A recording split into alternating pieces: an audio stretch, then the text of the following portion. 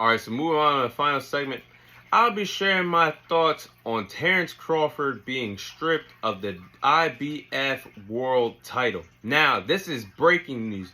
Something that has transpired in the day today in the sport of boxing. Terence Crawford is no longer the undisputed welterweight champion in the sport of boxing. He has now been stripped out of his IBF World title. Now, the news broke today that Terence Crawford has officially been stripped of the IBF World title.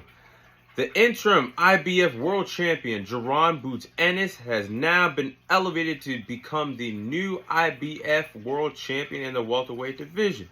Terence Crawford remains the unified champion of the welterweight division, still holding the WBC, WBO, and WBA world titles.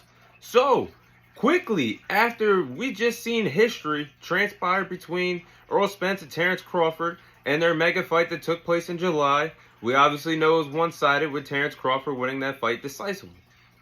There was a lot of significance to that fight because it was the first time, and there was so much prestige over the years in the sport of boxing in the welterweight division. This was actually the first time in boxing history that we got an undisputed champion in the welterweight division. And Terence Crawford was the first guy to do it. Man, it's crazy that he was already stripped of one of those titles and didn't even get a chance to defend the titles yet. Wow. When I seen this news, I had to put it into the combat series. I had to add it in last minute. You know, audibling is always a thing for podcasters, sports analysts around the world. So I did this with this segment. So truly, how do I feel about Terence Crawford being stripped of the IBF World title?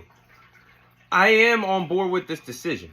And I am on board with the fact that Jaron Boots Ennis, who was the interim IBF World Champion, has been elevated to become the IBF World Champion in the welterweight division now. Terence Crawford has said in several interviews that he does not see a fight with himself and Jaron Boots Ennis happening in the sport of boxing. He has said on several interviews that he wants to fight Canelo Alvarez or Jermell Charlo to become an undisputed champion in 3 different divisions. He has said that on several occasions, and Jaron Boots Ennis has waited patiently for the big-time fights to take place in the welterweight division. He has wanted to fight the likes of Terence Crawford and Errol Spence when they were the big-time names in the welterweight division, and he never got a fight with either one of those fighters. And this is why I like the rule in the sport of boxing of elevating an interim world champion to the main champion. All champions should be eligible and in fighting their respective mandatories. That is fair. And if you're not going to do that, strip them of the title. The same thing should be said with Canelo Alvarez at the super middleweight division, 168 pounds. If he's not going to fight the winner of David Benavidez and Demetrius Andre, strip him of his WBC world title, because you have these interim world champions hungry, chopping at the bit for their opportunity to become a world champion just like you guys are. It's only fair that these young upcoming stars like Jaron Boots Ennis and David Benavidez gets to eat too, because why are they holding the interim titles when the world champions in their respective divisions are active? Just because you're a big time name in the sport of boxing does not mean you get to cherry pick and say, oh yeah, I don't want no parts of this guy, he's not a big time star yet. Bullshit. I excuse my language, but that's not right. Like I just said, Jaron Boots Ennis has been fighting the best competition that he can get at the welterweight division for quite some time now. And he's been building the resume. And he deserves to be the world champion if Terence Crawford's not going to get in there into the boxing ring with him. To give him a shot at the IBF world title, which would have led on to an undisputed championship fight in that division. And the same can be said with David Benavidez. David Benavidez has been the long-awaiting interim super middleweight champion in the sport of boxing at 168 pounds.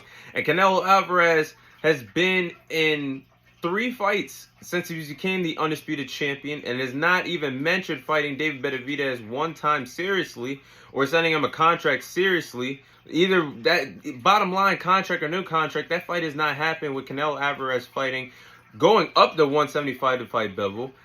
Then you have him coming down back to his weight class, fight Triple G and Ryder, and that's actually 4 fights since Canelo's been world champion, he is not defending against his mandatory. So, not to get on track and talk about Canelo, David Benavidez, but they relate to this topic and to this conversation of world champions being expected to defend their titles against mandatories that have earned the right and have been holding the interim titles for quite some time.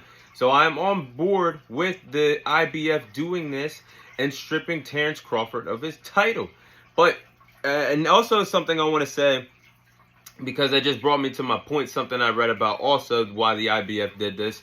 The IBF did this because Terence Crawford said that Jerron Boots Ennis is the mandatory. He is the rightful mandatory for that title.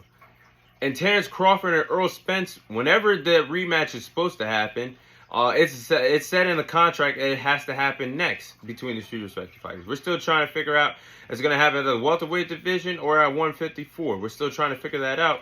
But the IBF stripped Terence Crawford of his title because it was getting in the way of Jerron Boots Ennis, who's been the mandatory for quite some time, not getting his title shot. And half of that has to fall on Errol Spence as well, because when he did hold the 3 out of 4 of those titles, the WBA, WBC, and IBF world titles before that undisputed championship fight, Errol Spence knew that Jerron Boots Ennis was his mandatory, and he never really wanted to fight him either. So I don't really blame the situation. It is what it is. This is what happens in the sport of boxing. But what happens next in the welterweight division? We have not heard any official news that Terence Crawford is moving up to a different weight class. But if he is, it changes the landscape of the welterweight division, because you just remove the two biggest names that have taken over this division for at least 5 years since 2018. Between Terence Crawford and Errol Spence, both of those guys would be out of the division, with Errol Spence moving up to 154 whenever he fights next, and Terence Crawford potentially moving up. You remove both of those guys, and this is a whole new ball game in this division. The landscape dramatically changes. Now, in this division now, you would have Jerron Boots Ennis, who is the IBF world champion now. You would have Mario Barrios, who will be elevated to the WBC become the WBC world champion if Terence Crawford decides to leave this division, because he's the interim WBC world champion.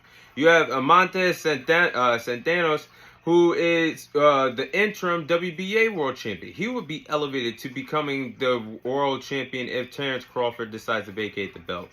And the WBO belt will be vacated, so all over again, all the titles will be scattered all over the place. It's fair game for all the welterweight fighters in this division to claim one of the 4 important titles in the sport of boxing. So I think this is going to... Having Terence Crawford and Errol Spence would hurt, not having them in this division anymore would hurt the significance of this welterweight division. But there is some talented names to keep this division relevant, with Jerron Boots Ennis being one of the best rising stars in the sport of boxing there. Mario Barrios is no slouch. He's no pushover in the sport. We don't know what Josh Taylor's doing. After his loss to Teofimo Lopez, he said that he is open to moving up to the welterweight division. So that's a new big-time player in that division. So I think we should let this thing play out, and see what chapter is next in the welterweight division. But congratulations to Jerron Boots Ennis becoming the IBF world champion. Is this going to be the most popular decision? Absolutely not. And a lot of people might call the man an email champion, like they did Devin Haney when he was elevated to become the WBC world champion just a few years ago at the lightweight division. But it is what it is. He did wait in line patiently to fight big time names in this division, Errol Spence or Terence Crawford, and neither one of those fighters gave him a fighting chance. So I do not disagree with the decision of the IBF sanctioned body doing this and stripping Terence Crawford of the title after he said several times in interviews that he does not want to fight Jerron Boots Ennis when you're the undisputed champion of this division. It's only fair. And I think for now on that, like I said in a few moments ago, that this relates to Canelo Alvarez and David Benavidez as well, because if Canelo Alvarez is not going to fight the winner of David Benavidez versus Demetrius Andre, strip him of his title, because you got interim champions that are chomping at the bit, hungry to have what's yours. And if you're not going to give him a fair shot, you should deserve to be stripped. But that is all the time I have for you guys today. Thank you guys for watching. Thank you guys for listening. This is your host, Thomas Tyree, signing off. And I'll see you guys on next week's episode.